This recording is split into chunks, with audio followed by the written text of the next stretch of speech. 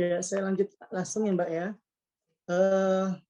Saya akan menceritakan bahwasanya kondisi UMKM saat ini itu bisa lanjut next aja. Ya, next aja langsung. Next. Oke. Kalau kita lihat dari kerucut ini bahwasanya kondisi UMKM saat ini usaha mikro memiliki postur yang terlalu gemuk, kurang lebih 98,7%. Karena di dalam usaha mikro ini mayoritas merupakan bagian dari ekonomi yang sifatnya subsistensi. Jadi pelaku-pelaku UMKM pada saat ini itu lebih cenderung mereka bergaya yang sifatnya minimalis atau mencari titik zona aman ya. Yang kedua, ada mayoritas di sektor informal tidak menetap. Jadi mereka selalu berubah-ubah sektor daripada usahanya. Yang ketiga, ada ikut tren generik. Ketika ada warung sebelah melakukan perdagangan yang berbeda, mereka dengan cepatnya berubah. Jadi mereka tidak mempunyai bisnis model yang tetap. Ya. Yang keempat, tidak memiliki literasi usaha yang baik, karena mereka terkadang juga melihat tren-tren yang ada di sekitar mereka ya, sehingga mereka tidak mempunyai prinsip di dalam literasi usaha itu sendiri. Belum terhubung dengan perbankan, digital, dan akses lainnya. Ini paling penting banget, karena di dalam pelaku UMKM itu sendiri, jaring perbankan dibutuhkan sangat, dan digital dan akses lainnya pun juga sangat diperlukan. Sementara itu, di kondisi UKM, mayoritas itu dihilir end product yang mudah dikalahkan oleh usaha besar. Ini sangat ketara sekali ya, bahwasanya pelaku-pelaku UKM itu sebenarnya pada hakikatnya mereka mampu menciptakan, mereka tidak kesulitan dari bahan baku sampai menciptakan jadi barang jadi. Tetapi ketika mereka mayoritas hanya dihilir dan produk saja, maka usaha mereka itu bisa dikalahkan oleh pengusaha-pengusaha besar itu sendiri. Yang kedua, ada semua berlomba membuat brand, sedangkan brand itu sifatnya mahal sekali. Untuk membuat brand itu, mereka tentunya kewalahan karena tidak ada modal tentunya. Yang ketiga, minim masuk ke rantai pasok. Dan yang keempat, ada minim value creation. Mayoritas menjadi komoditi mentah dan minim desain. Waktu itu saya pernah ke Solo, bertemu langsung dengan para pelaku usaha mebel kayu jati ya. Mereka itu mampu untuk membuat bahkan bahan bakunya pun mereka tersedia dengan cukup, tetapi hanya mampu membuat barang setengah jadi. Ketika barang setengah jadi itu diambil oleh PT besar, mereka merasa nyaman. Disitulah yang saya katakan tadi, mereka bersifat ekonomi substansi. Ketika perusahaan besar dalam hal ini PT mengambil barang-barang mereka dengan gaya jual yang mudah, mereka terima-terima saja. Disinilah rata-rata mayoritas menjual komoditi mentah dan minim desain untuk bisa, mereka tidak berpikir untuk bagaimana cara mengekspor, bagaimana cara pemasaran ke luar negeri dan sebagainya, karena mereka di samping kekuatan modal yang rendah, juga jaring dengan perbankan dan sistem digitalisasi mereka tidak mempunyai itu. Lanjut Mbak. Lanjut. Kondisi UMKM digital, balik. Inilah kondisi UMKM digital selama COVID-19 ya. Adanya perubahan perilaku konsumen yang ada di Indonesia.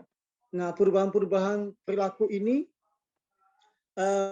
terjadi di dalam aktivitas rumah, belanja online, dan konsumsi produk kesehatan yang semakin tinggi ya, kebutuhan akan tahan tubuh mereka ini semakin tinggi, sehingga dampak dalam transaksi e-commerce, penjualan di e-commerce itu sebesar 36 triliun, naik 26% dari rata-rata bulanan kuartal pertama di tahun 2019.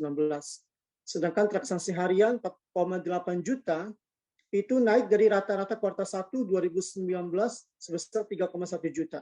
Konsumen baru 51% pertama kali belanja online saat PSBB. Ini rata-rata kaum emak-emak yang ada di rumah-rumah ya, yang mereka notabene sebagai ibu rumah tangga, akibat dari efek daripada COVID ini, mereka mau tidak mau, suka tidak suka, mereka akhirnya mengerti dan memahami bagaimana cara menggunakan HP, cara menggunakan digitalisasi melalui HP-HP mereka.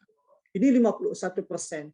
Permintaan melonjak 5 sampai dengan 10 kali peningkatan volume permintaan selama pandemi. Artinya di sini sebenarnya dari hal musibah yang COVID-19 ini terjadi sesungguhnya memaksa kita, dan tanda kutip ya, memaksa kita untuk mengenal sistem IT.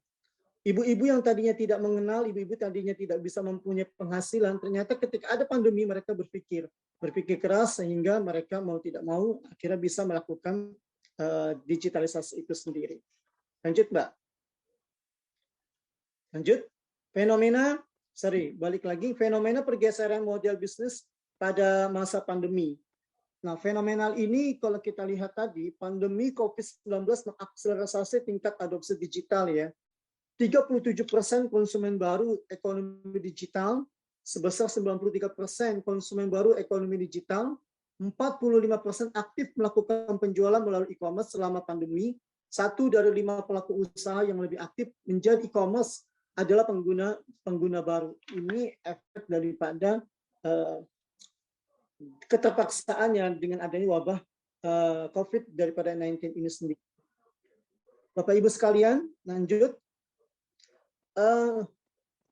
Kementerian Koperasi dan UKM mempunyai target UMKM Go Digital pada tahun 2024 nanti sekitar 30 juta. Pada tahun 2021 ini sebesar 14,6 juta dan ditargetkan pada tahun 2024 pelaku-pelaku UMKM yang ada di Indonesia sudah go digital sebesar kurang lebih 30 juta. Apa yang terjadi pada kondisi hari ini dengan pelaku-pelaku UMKM, yaitu mereka literasi digital ke UMKM-nya masih rendah. Literasi digital ke UMKM masih rendah. Ini sangat kita akui bahwasannya literasi digital pelaku-pelaku ke UMKM masih sangat rendah. Yang kedua, kapasitas produksi kecil. Dan yang ketiga, kualitas produksi belum konsisten atau cenderung rendah. Dan yang keempat, akses pasar belum optimal. Sehingga pendekatan ke UMKM Go Digital ini yang akan kita lakukan adalah peningkatan kapasitas usaha, penguatan database, peningkatan kualitas SDM, pengembangan kawasan klaster terpadu UMKM. Ini akan kita lakukan ke depannya. Bapak Ibu sekalian, lanjut Mbak. Lanjut. Baik.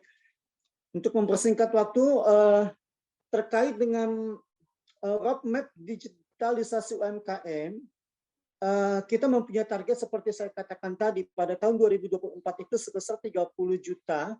Di tahun 2021 tercatat berdasarkan data di sini 13,5 juta di tahun 2021. Di tahun 2022 19,0 juta. Di tahun 2023 diharapkan 25,5 juta dan pada tahun 2024 sebesar 30 juta. Apa program-program yang bisa mendukung roadmap digitalisasi UMKM ini bisa berhasil? Salah satunya adalah program literasi digital. Seperti saya katakan tadi bahwasannya literasi digital kita pelaku UMKM masih lemah. Untuk itu diadakanlah literasi digital dengan mengadakan pelatihan-pelatihan yang sifatnya pelatihan literasi bisnis. Pelatihan-pelatihan yang sifatnya digital, onboarding, pembukuan digital yang selama ini pembukuan itu hanya bersifat manual ya. Terus digital branding, digital transformasi, center of excellence, digital global market. Inilah program-program terkait dengan literasi digital yang ada di Kementerian Koperasi dan UKM. Selanjutnya, untuk mencapai roadmap digitalisasi UMKM, kita mempunyai program kapasitas produksi yang terdiri atas rumah produksi bersama, peningkatan nilai barang melalui pelakuan digital, perbaikan proses bisnis, pembiayaan modal produksi, implementasi industri 4.0, digitalisasi manajemen produksi, standarisasi usaha mikro, dan produksi berbasis lot dan big data. Sedangkan yang terakhir adalah program kualitas produk. Yang akan kita lakukan adalah rumah desain bersama, rumah kemasan bersama, bekerja sama dengan rumah desain bersama, rumah kemasan bersama, peningkatan kualitas, standarisasi dan sertifikasi produk. Kita punya yang namanya SKKNI, Standar Kriteria Kinerja Nasional Indonesia. Di sini kalau misalkan ada pekerja daripada teman-teman yang disabilitas terkait dengan pijat, sebenarnya dalam sisi kualitas produk bisa juga itu dibuat SKKNI-nya, SKKNI terkait dengan pijat itu sendiri ya. Bagaimana cara memijat yang baik dan buku panduan yang sesuai dengan SKKNI tentunya. Lanjut, digitalisasi produk, kolaborasi seniman. Nah, di sini kan ada teman-teman yang bekerja sebagai pemusik. Nah, di sini kita mempunyai program kualitas produk, yaitu kolaborasi dengan seniman, desainer, dan UKM, R&D, dan berbasis lab dan big data. Akses pasarnya siapa saja? Tentunya penyerapan oleh pemerintah daerah, optimasi mikro-influencer, outbound sosial media, LKPP, SMESCO, PADI, outbound e-commerce lokal, kemitraan ekspor, peningkatan pengguna e-commerce, SMESCO Go Global, trading house, business matching diaspora. Lanjut, Pak. Lanjut. Lanjut aja disingkat. Nah, tentunya untuk mencapai roadmap yang tadi telah sampaikan, bahwasanya tentunya harus terjadi sinergi. Untuk mencapai roadmap tersebut dibutuhkan kolaborasi dari seluruh stakeholder pastinya. Tentunya dari kementerian dan lembaga negara yang ada di Indonesia ini tentunya. Mungkin itu saja, Mbak. Saya lebih tertarik untuk diskusi ya. Apa sebenarnya yang terjadi, apa yang bisa kita bantu dari sisi pemerintah buat teman-teman disabilitas. Demikian yang bisa saya sampaikan, kurang lebihnya mohon maaf. Assalamualaikum warahmatullahi wabarakatuh. Waalaikumsalam warahmatullahi wabarakatuh.